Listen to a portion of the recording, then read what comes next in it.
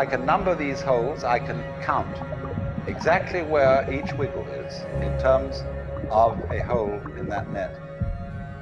But in order to do that, I've got to break up the wiggle into bits. And I've got to call this a specific bit, and this the next bit of the wiggle, and this the next bit, and this the next bit of the wiggle. And so these bits are things which I mark out in order to talk about the wiggle, in order to measure it, and therefore in order to control it. But in nature, in fact, in the physical world, the wiggle isn't bitted. So the world doesn't come thing. You and I are all as much continuous with the physical universe as a wave is continuous with the ocean. The ocean waves, and the universe peoples. And as the wave, I wave at you and say, you. The world is waving at me with you and saying, hi, I'm here. But the way we feel and sense our existence, being based on a myth that we are made, that we are parts, that we are things, our consciousness has been influenced so that each one of us does not feel that. We feel, we have been hypnotized, literally hypnotized, by social convention into feeling and sensing that we exist only inside our skins, that we are not the original bang, but just something out on the end of it. And therefore we are scared stiff. Because my wave is going to disappear, and I'm going to die, and that would be awful.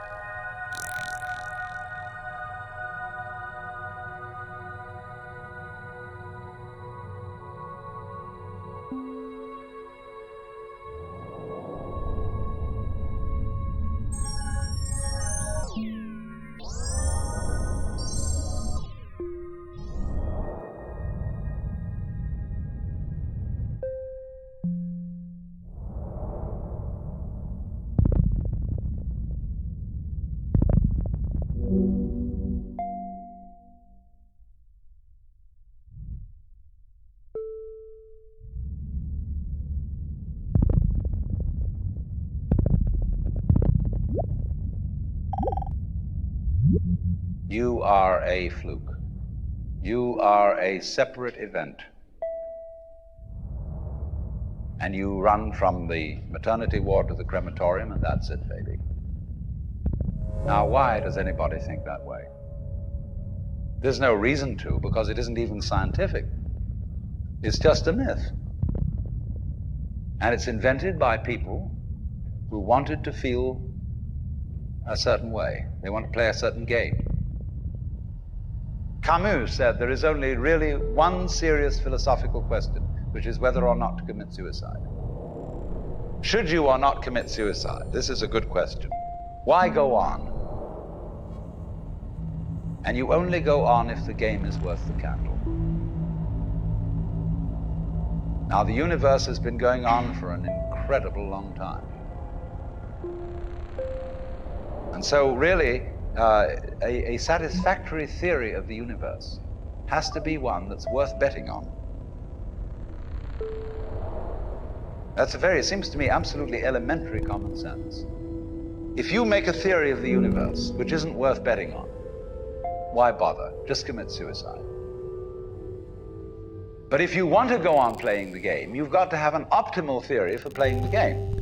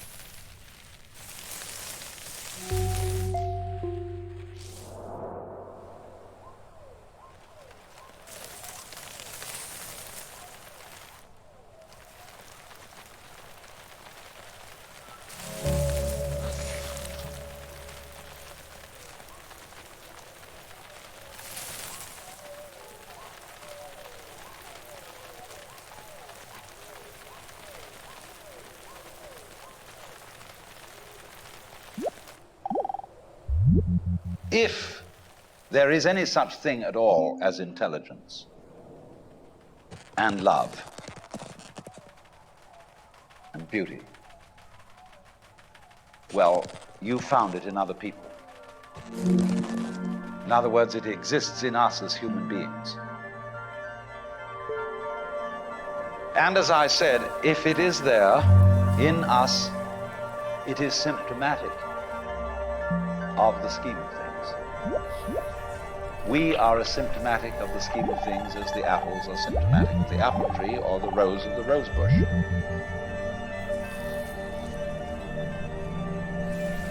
The earth is not a big rock infested with living organisms, any more than your skeleton is bones infested with cells. The earth is geological, yes, but this geological entity grows people. And our existence on the earth is a symptom of the solar system and its balances, as much as the solar system in turn is a symptom of our galaxy. And our galaxy in its turn is a symptom of the whole company of galaxies. Goodness only knows what that's in.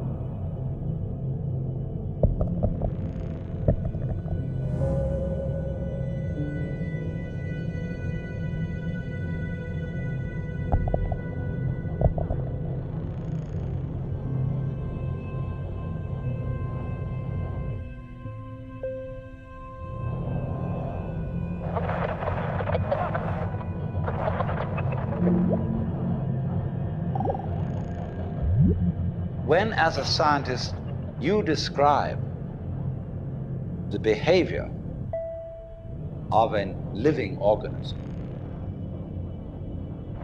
you try to say what a person does. It's the only way in which you can describe what a person is. Describe what they do. Then you find out that in making this description, you cannot confine yourself to what happens inside the skin.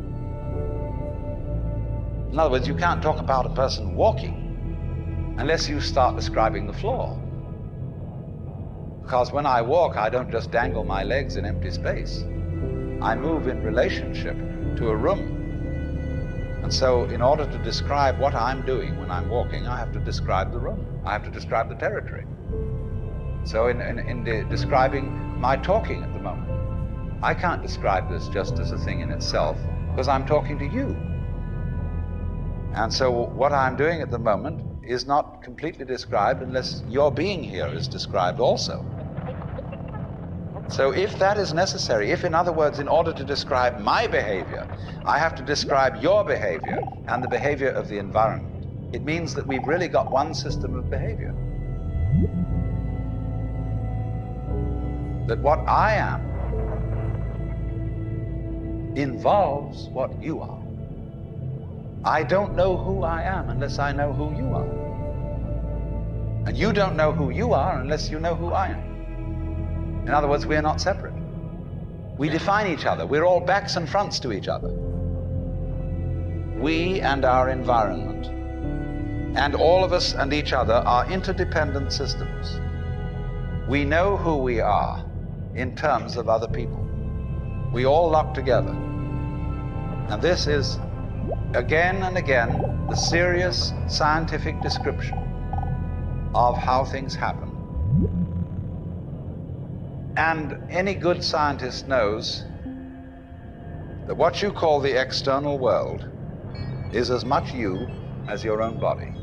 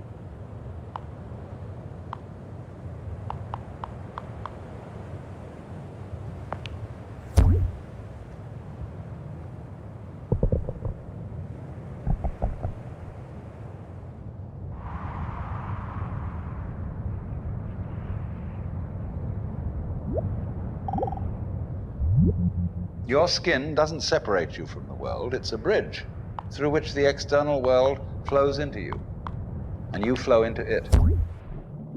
Just, for example, as a whirlpool in water, you could say because you have a skin, you have a definite shape, you have a definite form. The world